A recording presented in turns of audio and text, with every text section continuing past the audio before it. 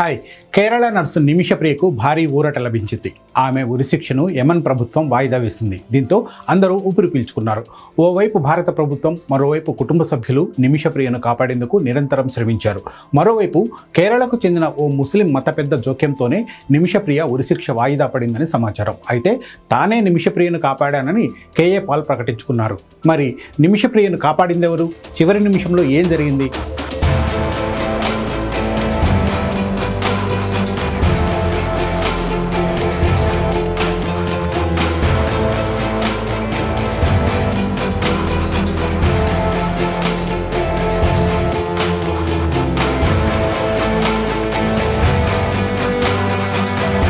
యెమెన్లో ఉరిశిక్ష ఎదుర్కొంటున్న నిమిషప్రియను కాపాడేందుకు అందరూ తమ వంతు ప్రయత్నం చేశారు. ఒకవేళ వాళ్ల ప్రయత్నాలు విఫలమై ఉంటే నిమిషప్రియకు ఈరోజు ఉరిశిక్ష అమలయ్యేది. కానీ ఆ ముప్పు తప్పింది. నిమిషప్రియ ఉరిశిక్షను యెమెన్ అధికారులు తాత్కాలికంగా వాయిదా వేశారు. దీనికి ప్రధాన కారణం భారత ప్రభుత్వం, నిమిషప్రియ కుటుంబం, కొందరు కీలక వ్యక్తులు చేసిన అవిశ్రాంత ప్రయత్నాలేనని చెప్పొచ్చు. భారత ప్రభుత్వం యెమెన్ జైలు అధికారులు, ప్రాసిక్యూటర్ కార్యాలయంతో నిరంతరం సంప్రదింపులు జరిపింది. అదే సమయంలో నిమిషప్రియ కుటుంబం బాధిత తలాల్ అబ్దు మహదీ కుటుంబంతో బ్లడ్ మనీ ఒప్పందం కోసం చర్చలు జరుపుతుంది. ఇందుకోసం save Nimishapriya international action council సహాయం చేస్తోంది. ఈ చర్చలకు మరింత సమయం కావాలని భారత ప్రభుత్వం యెమెన్ అధికారులను కోరడంతో ఉరిశిక్షను తాత్కాలికంగా నిలిపేశారు. మరోవైపు కేరళకు చెందిన మత పెద్ద కూడా జోక్యం చేసుకుని నిమిషప్రియను కాపాడారు. అయితే ఈ వాయిదా తాత్కాలికమే. మహదీ కుటుంబం బ్లడ్ మనీని అంగీకరిస్తేనే నిమిషప్రియ శిక్ష నుంచి తప్పించుకునే అవకాశం ఉంది. అసలు నిమిషప్రియ ఎవరు? ఆమె ఎందుకు యెమెన్లో ఉరిశిక్ష ఎదుర్కొంటోంది అనే ప్రశ్నలు అందరినీ ఆసక్తి కలిగిస్తున్నాయి. అయితే తన వ్యాపార భాగస్వామిని హత్య చేయడం వల్లే ఆమె జీవితం తలకిందులైంది. నిమిషప్రియ కేరళలోని పాలక్కాడ్ జిల్లాకు చెందిన ఓ నర్సు. 2008లో మంచి జీతం కోసం యెమెన్కు వెళ్లారు. అక్కడ ఆసుపత్రిలో పనిచేసిన తర్వాత తన సొంత క్లినిక్ను స్థాపించేందుకు యెమెన్కు చెందిన తలాల్ అబ్దో మహదీ అనే వ్యక్తితో భాగస్వామ్యం కుదుర్చుకున్నారు. కానీ ఆ భాగస్వామ్యం ఆమె జీవితాన్ని తలకిందులు చేసింది. నిమిషప్రియ చెప్పిన దాని ప్రకారం తలాల్ ఆమెను శారీరక ఆర్థికంగా వేధించాడు. ఆమె పాస్పోర్టును కూడా దొంగలించాడు. ఈ బాధల నుంచి తప్పించుకునేందుకు నిమిషప్రియ 2017లో మహదీకి సెడేటివ్ ఇంజెక్ట్ చేసింది. కానీ అది వికటించడంతో మహదీ మరణించాడు. దీంతో నిమిషప్రియ అరెస్ట్ అయ్యారు. 2020లో యెమెన్ కోర్టు ఆమెకు మరణశిక్ష విధించింది. 2023లో యెమెన్ సుప్రీం జ్యుడిషియల్ కౌన్సిల్ ఈ తీర్పును ధృవీకరించింది. 2024 చివరిలో యెమెన్ అధ్యక్షుడు రషద్ అల్ అలీమీ ఈ శిక్షను ఆమోదించారు. 2025 జూలై 16 నాటికి నిమిషప్రియకు ఉరిశిక్ష అమలు కావాల్సి ఉంది. కానీ చివరి నిమిషంలో ఊరట లభించింది. నిమిషప్రియకు చివరి నిమిషంలో ఊరట లభించడానికి తెర వెనుక ఎంతో మంది కృషి చేశారు. దాదాపు ఏడాది కాలంగా వీళ్లంతా నిమిషప్రియ కోసం నిరంతరం చర్చలు జరుపుతున్నారు.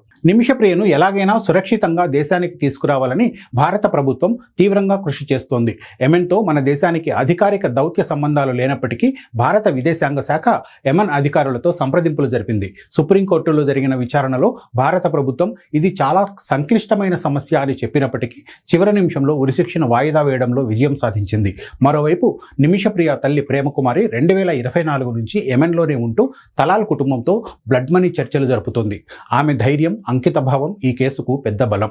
ఇక నిమిషప్రియ కోసం save Nimishapriya international action council ఏర్పాటైంది. ఈ బృందంలో యాక్టివిస్టులు, న్యాయవాదులు, రాజకీయ నాయకులు ఉన్నారు. వీళ్లంతా నిమిషప్రియను రక్షించేందుకు అవిశ్రాంతంగా కృషి చేస్తున్నారు. చివరగా కేరళకు చెందిన ప్రముఖ సున్నీ మత గురువు కంథపురం ఏపీ అబూబకర్ ముస్లియార్ నిమిషప్రియ కోసం తన వంతు ప్రయత్నాలు చేశారు. యెమెన్లో ప్రభావవంతమైన సూఫీ గురువు షేక్ హబీబ్ ఉమర్ బిన్ హఫీజ్తో సంప్రదింపులు జరిపారు. ఈ చర్చలు తలాల్ కుటుంబంతో బ్లడ్ మనీ ఒప్పందానికి దారితీశాయి. చివరి నిమిషంలో నిమిషప్రియ ఉరిశిక్ష ఆగిపోవడానికి ప్రధాన కారణం ముస్లిం మత పెద్ద జోక్యమే అని చెప్పొచ్చు. కీలక సమయంలో ముస్లియార్ చొరవ ఆమెను కాపాడింది.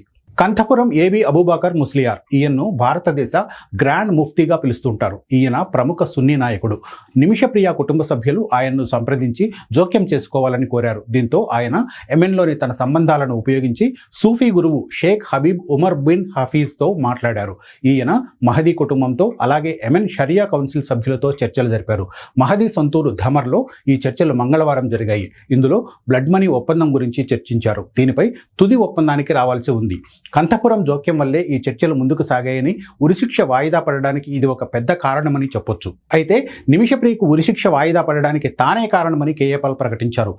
తను చొరవ తీసుకుని ఎంఎన్ ప్రభుత్వ పెద్దలతో మాట్లాడినట్టు తెలిపారు. భారత ప్రభుత్వంపై ఆయన విమర్శలు గుప్పించారు. నిమిషప్రియ ఉరిశిక్ష వాయిదా పడడం తన ఘనతే అని ప్రకటించుకున్నారు కేఏపాల్. అయితే ఈ విషయంలో ఆయన ఏ రకమైన చర్చలు జరపారనే దానిపై స్పష్టమైన సమాచారం లేదు. భారత ప్రభుత్వం, కంఠపురం, సేవ్ నిమిషప్రియ కౌన్సిల్, నిమిష తల్లి ప్రేమకుమారి ప్రయత్నాలు ఈ వాయిదాకు దారితీశాయని అనేక వార్తా సంస్థలు నివేదించాయి. కేఏపాల్ ఎమన్ అధికారులతో కానీ లేదంటే మహదీ కుటుంబంతో కానీ సంప్రదింపులు జరిపినట్లు ఎటువంటి ఆధారాలు లేవు. అయితే ఎక్స్లో ఆయన కొంతమందితో కూర్చొని ఉన్న వీడియోలను పోస్ట్ చేశారు. వాళ్ళెవరో, వాళ్లతో ఎక్కడ సమావేశమయ్యారో, వాళ్ళు నిమిషప్రియ కోసం ఏం చేశారో సమాచారం లేదు. నిమిషప్రియ కుటుంబ సభ్యులు కూడా పాల్ జోక్యం చేసుకున్నట్లు చెప్పలేదు. కాబట్టి కేఏపాల్ వాదనలను నమ్మే పరిస్థితి లేదు. నిమిషప్రియ ఉరిశిక్ష వాయిదా పడింది. అయితే ఆమె క్షేమంగా బయటకు రావాలంటే ఇంకా పెద్ద తతంగమే ఉంది. నిమిషప్రియకు తాత్కాలికంగా ఊరట లభించింది. అయితే బాధిత మహదీ కుటుంబం బ్లడ్ మనీకి అంగీకరిస్తేనే ఆమె పూర్తిగా బయటపడే అవకాశం ఉంది. యెమెన్లో అమలవుతున్న షరియా చట్టం ప్రకారం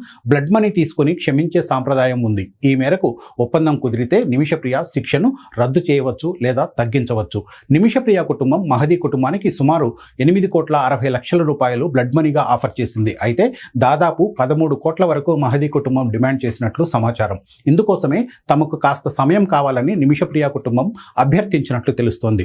ఇందుకు అంగీకరించిన యెమెన్ ప్రభుత్వం ఉరిశిక్షను వాయిదా వేసింది. నిమిషప్రియ ఉరిశిక్ష వాయిదా పడడం కోట్లాది మందికి సంతోషం కలిగించింది. ఇప్పుడు బ్లడ్ మనీ ఒప్పందం కుదుర్చుకోవడంపైనే అందరి చూపు ఉంది. వీలైనంత త్వరగా ఈ ఒప్పందం కుదుర్చుకుని నిమిషప్రియను ఇంటికి తీసుకురావాలని ఆమె కుటుంబ సభ్యులు ప్రయత్నిస్తున్నారు. ఆ ప్రయత్నాలు సఫలం కావాలని ఆశిద్దాం. మరో అంశంతో మళ్ళీ కలుద్దాం. Thank you.